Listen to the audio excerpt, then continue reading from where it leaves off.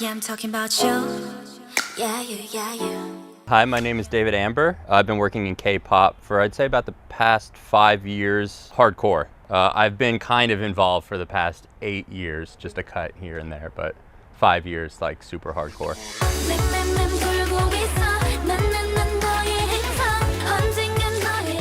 That's the whole point, you know? It's to have that connection of feeling and like what I felt when I made it.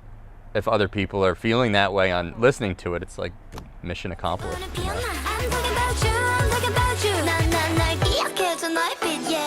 Exactly. Speaking of shaking up people's hearts. What a segue, wow. Thank you. So yeah, since you produced 2 of Twice's title tracks, can you name a few certain musical elements that you feel when writing Yes or Yes or Heart Shaker that you made sure to put in to create such a recognizable sound for them? You know, Twice has certainly gone through an evolution of sound. We wrote a lot of songs for them at that time as far as like to offer them.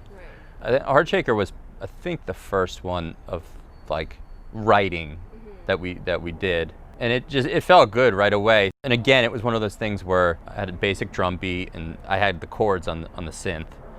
Da, da, it was just kind of basic. And then we wrote it together. We wrote the melody.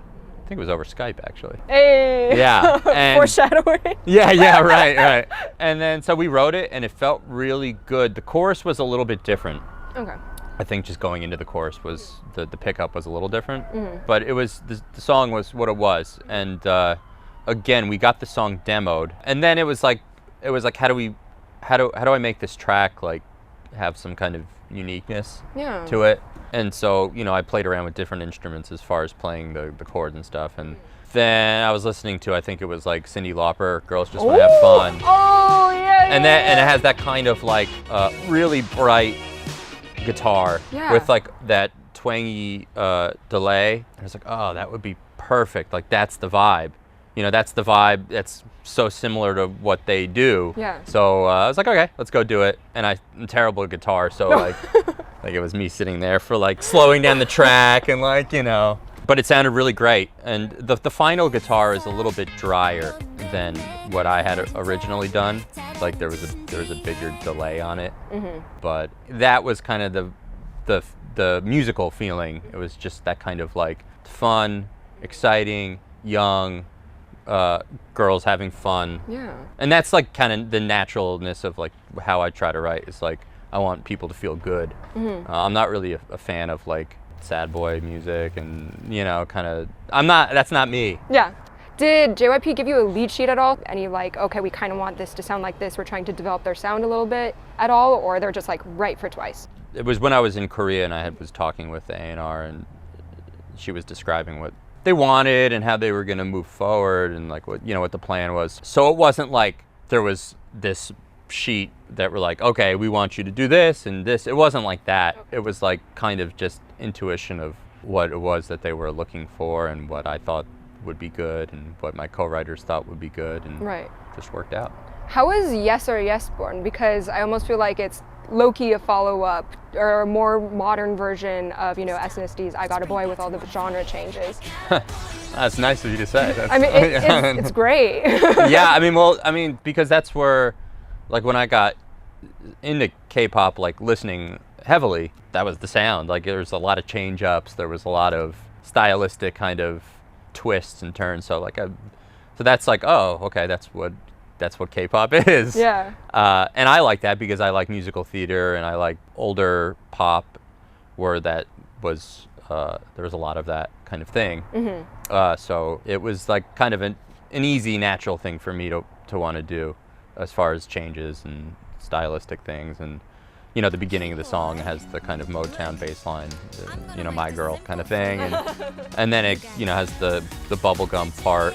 And then the verse kind of has like almost, at least with the music, it's got the Beatles type, early Beatles kind of feel. And so all those things, it was just like, these are elements that I think could be cool for them. I don't know. That's why we did a lot of songs, because we don't know what they're gonna like or what's gonna work. We have to trust the label, and they obviously know what they're doing. So we're just going to give them a bunch of different options of things that could work, Yeah. and they'll decide what it is that they like. So were all the 7 songs completely different in sound, or did any of them share certain aspects? There's definitely similarities even between Heartshaker and Yes or Yes in terms of like they're both kind of pop rock songs. Like you could see a band performing Right. those songs with, you know, live instruments and things, at least in my opinion. Yeah.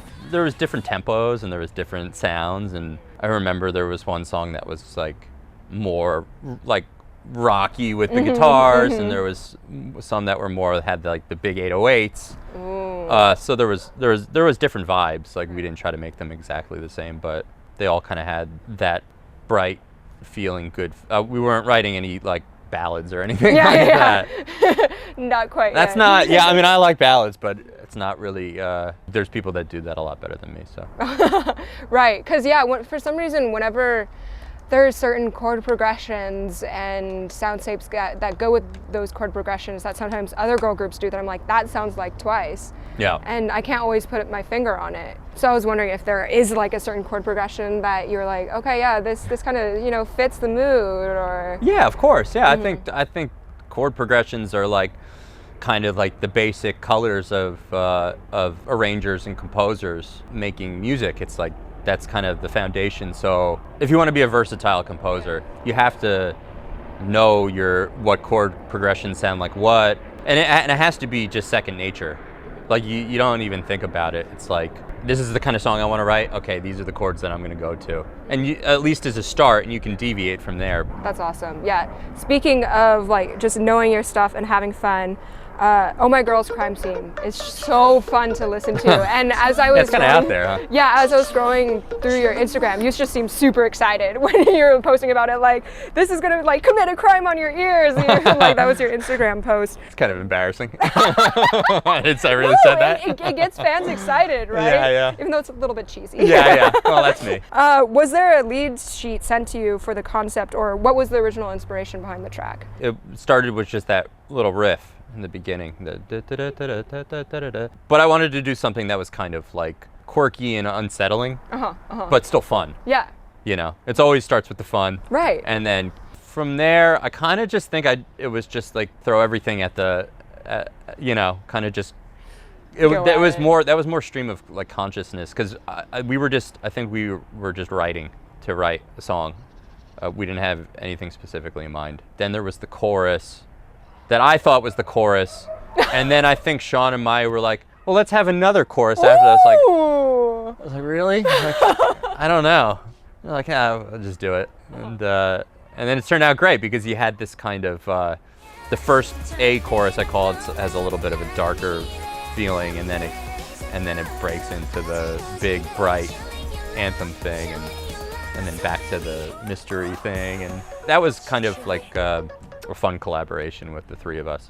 Yeah, was this a song where the concept was kept the same when translated, or when the Korean lyrics came in, it changed to Crime Scene? Yeah, that was changed. Yeah, it was called Shimmy.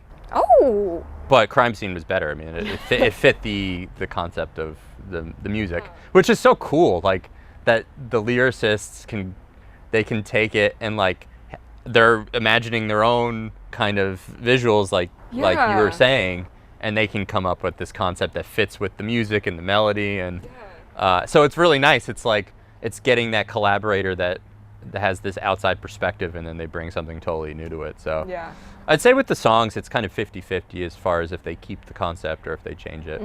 I actually reached out to some followers on Twitter to see if they had any questions for you, and June's Babe from Twitter asked, do you feel like the companies are looking for more powerful, mature sound for girl groups nowadays? They see less and less the bubbly, sugary pop appearing in girl groups, and Sure, yeah. they're wondering do you think there's still space for that, or is just everyone's wanting to spread out, Western and become super badass and girl crush? Look, there's trends in music, right? There's trends in K-pop.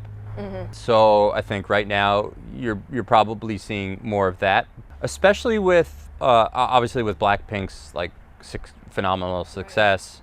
You're probably trying to see that, especially with smaller groups that want to appeal to an international audience. Yeah. That being said, there's still groups like Eyes One. Some Part newly debuted girl groups. I as mean, well. look, in the Asian market, like cute concepts are it's good. You know, it works. So yeah, I think right now we're probably seeing a bit of a swing towards a girl crush and a chore. But I mean, you know, music changes so often. Yeah. So just roll with it. Yeah. Is there a style that you prefer to do it, like the bubbly versus the badass, or you're just like, you know what, I'll just go with the flow? Or Well, I think we have to, as like professionals, evolve with the times.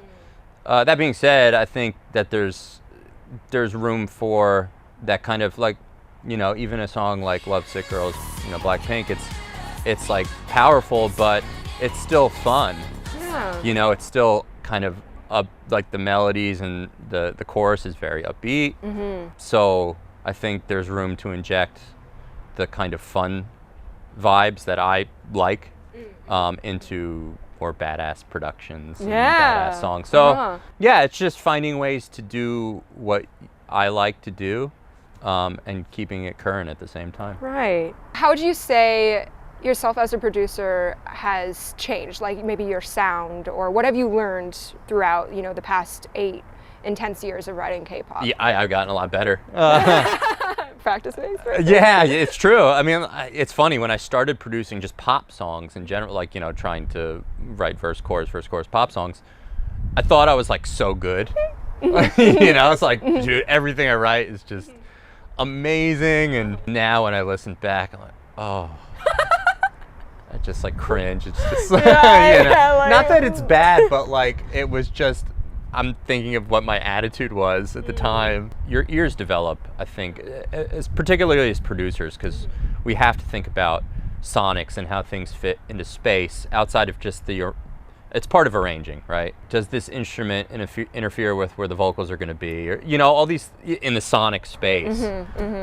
So there's a lot that goes into it, and you can only do it and get better by just like continuing to learn, continuing to listen. Something that a fan on Twitter was wondering was, has K-pop forced you to be more creative? Yeah, I think it's definitely opened my ears to different sonic things and forced me to think outside my comfort zone, especially if I just don't want to be doing cute girl group songs. I have to kind of keep listening and keep learning and taking in and incorporating things that I hear. Right. Last but not least, you've been doing a lot of personal projects. You've released solo stuff, and then you have your second Instagram account where you do remixes, right? Yeah, it's a retrowave project called Pommy Chiller. I love 80s music. That's like, I grew up in, you know, the late 90s, early 2000s, but I was always listening to 80s music. I don't know, the melodic sensibility, whatever.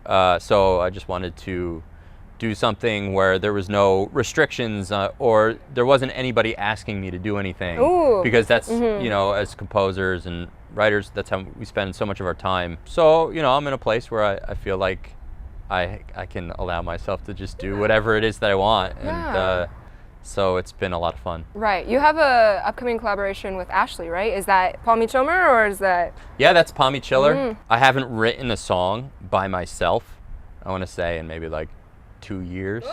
So this project is an opportunity for me to just do me, and she was nice enough to lend her voice to it, and I think it's a very beautiful song, and I'm excited for people to hear it. You're gonna raise that banner. You're gonna be that This is towards the end of 2020. I'm curious, do you have like a top 5 of 2020? Do you have a list of songs that have been your favorites, whether you've written them or from a different producer? I liked all the Eyes One releases this year. I liked all their singles. I love Fiesta. So fun. Yeah, Fiesta's so good. I liked Twice's new release with that little throwback? Mel and Lindgren co-wrote. That was really good because it you know, has the 80s feel that I so enjoy. Yep. I love Super M. My friend Andy co-wrote one of the singles on there. Was that 100? 100, yeah. So I was very happy that all my friends were able to write on that, and the album was fantastic. Oh, so good. Got7, their new record's really good. I mean, Itzy's single. I mean, there's so many. Everything. I mean, like, yeah. I mean, there's just tons of creativity going on right now, and Yeah, you must be loving the new 80s trend that's slowly seeping its way, you know, through Dynamite and Everglow. yeah, it's funny. It's funny. It's like I was doing that before. No, it's great. Yeah, it's great. It's great. Thank you so much for your time today. This was an absolute blast. Thanks for having me. If anyone has any extra comments for David, well, I'll link his Instagram, his socials in the description, and also just let us know in the comment section. Maybe we'll be able to do a captcha next year. Who knows? Thank you so much once again. Thank you.